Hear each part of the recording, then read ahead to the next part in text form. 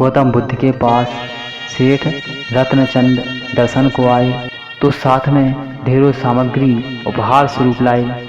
वहां उपस्थित जन समूह एक बार तो बाह बाह कर उठा। सेठ रत्नचंद का सिर तो गर्व से तना जा रहा था। बुद्ध के साथ वार्तालाप प्रारंभ हुआ तो सेठ ने बताया कि इस नगर के अधिसंख्यक चिकित्सालयों, विद्यालयों और अनाथ आलयों का निर्माण मैंने ही कराया है।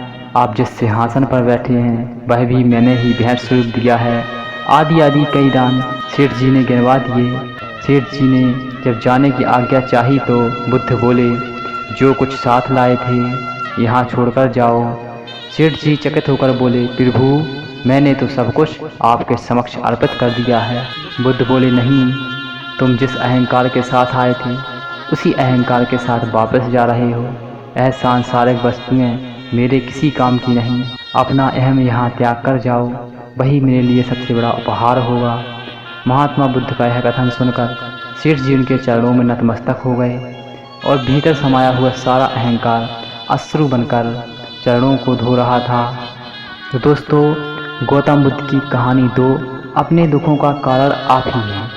एक समय की बात है, भगवान बुद्ध एक नगर में भ्रमण कर रहे थे। उस नगर के आम नागरिकों के मन में बुद्ध के विरोधियों ने यह बात बैठा दी थी कि वह एक ढोंगी साधु हैं और हमारे धर्म को भ्रष्ट कर रहे हैं। इस वजह से वहाँ के लोग उन्हें अपना दुश्मन मानते थे।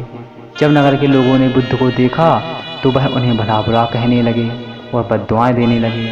गौतम बुद्ध नगर के लोगों की उलाहने शांति से बिना कुछ बोले सुन रहे थे, लेकिन जब नगर के लोग बोलते बोलते थक गए तो महात्मा बुद्ध बोले, क्षमा चाहता हूँ, आप लोगों की अगर बातें खत्म हो गई हों तो मैं यहाँ आ जाऊँ। भगवान बुद्ध की यह बात सुन के लोग बड़े आश्चर्यचकित हुए।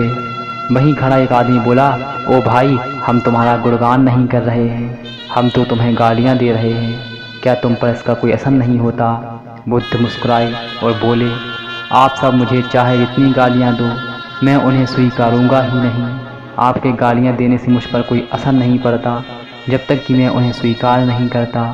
बुद्ध आगे बोले, और जब मैं इन गालियों को स्वीकार ही नहीं करूँगा तो यह कहाँ रह जाएंगी? निश्चित ही यह गालियाँ आपके पास आएंगी।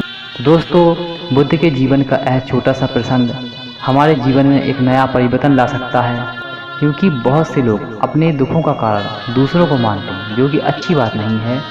ऐसा करके हम स्वयं के लिए ही गड्ढा खोद रहे होते हैं। यह हम सब पर निर्भर है कि हम लोगों की नेगेटिव बातों को कैसे लेते हैं। उन्हें स्वीकार कर रहे होते हैं हम लोग या फिर उन्हें नकार रहे होते हैं। ठीक है दोस्तों।